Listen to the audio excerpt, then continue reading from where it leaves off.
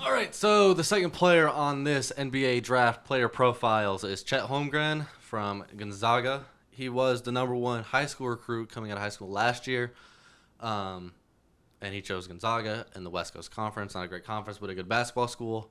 Chet Holmgren is known for being really tall and really skinny. He's over 7 feet tall, but he's under 200 pounds. So it's kind of give and take. Um, he's big, but he's little. And you can probably guess that means he gets bodied around a little bit, but we'll get to that when we talk about the weaknesses. I'm going to talk about the strengths first, give you all the good parts about him because there's a lot. There's a lot to like about Chet.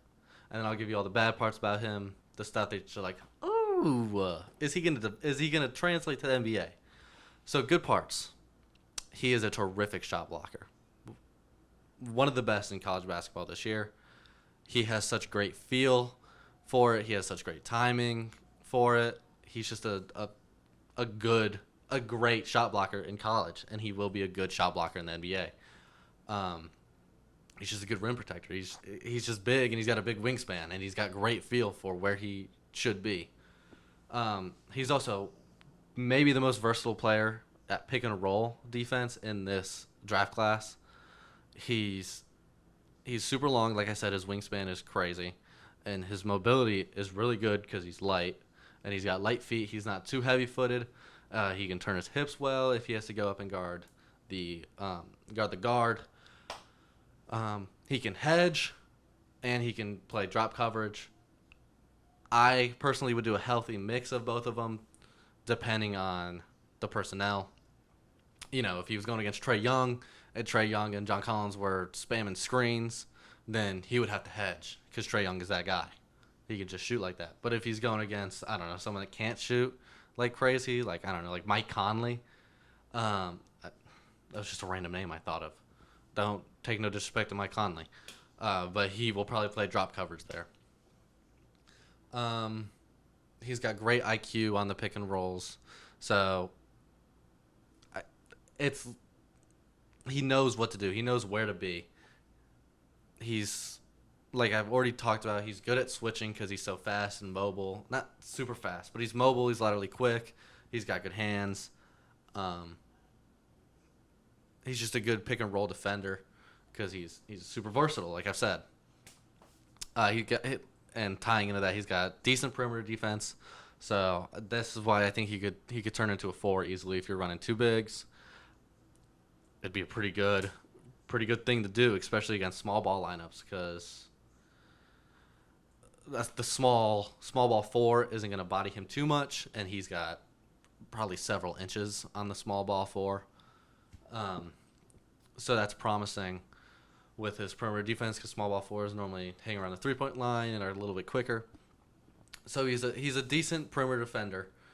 Definitely something to improve upon, but it's a good thing for someone his height. He's also on the offensive end. He's a great finisher. He shot around 80% in half court sets around the basket. So not including transition, layups and dunks, just in half court sets when the defense is set, he shot 80% around the basket, which is phenomenal. I think that was the best in the country this year of someone that takes so many threes, I believe. He might have had the highest true shooting percentage too of anyone that shoots as much as he does from outside, not just someone taking layups and free throws and all that. Blah blah blah blah blah. He's got great footwork. He's a good cutter.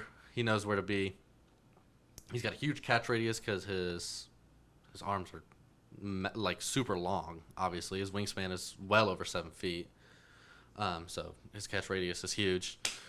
He's a decent 3 point shooter. He's shooting 39% from the field. He's not as good as Jabari, but he is a decent 3 point shooter for a 7 footer. 39% from three is pretty good.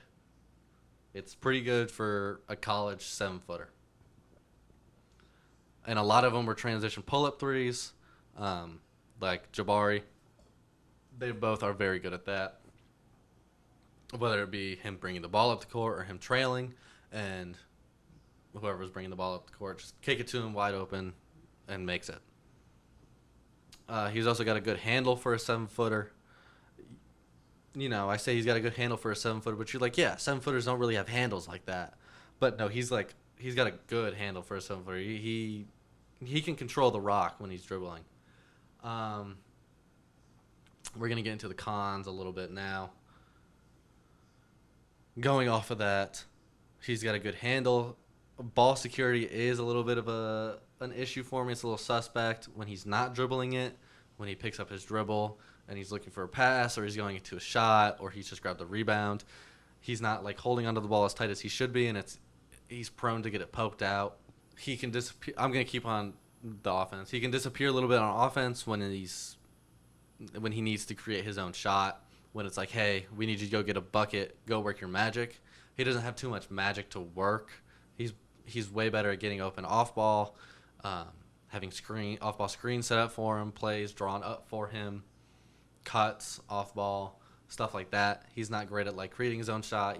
He's not gonna pull out like a crazy crossover and then step back like James Harden is. He's not that crazy of a shot creator for himself. Going on to not going on the defensive end yet. Offensive end still. His playmaking can be a little suspect. Like I said, he's prone to get the ball poked when he picks his dribble up. A lot of the time, they pressure him a lot when he picks his dribble up, and that causes him to kind of rush his passes and inaccurate, or they go in the wrong place to a defender in the passing lane, and it's just not a good pass idea. So yeah, it could be a little suspect at times. Going on the defensive end and kind of the rebounding end, defense/rebounding, like I said, he's not 200 pounds. He's 195 pounds, I believe. He's gonna get, and he has been thrown around, for lack of a better word. He can get knocked off balance fairly easily by these bigger guys who weigh 250, who have 60 pounds on him, 60 pounds of muscle on him. Especially when he's guarding the post or around the paint and they get a step on him. Guys like Joel Embiid are just going to make him pay if they get an extra step on him after making him off balance. It's very hard for him to come back in the play. I mean, it's not impossible for him to do because he's such a good shot blocker, but it is a little harder for him to do.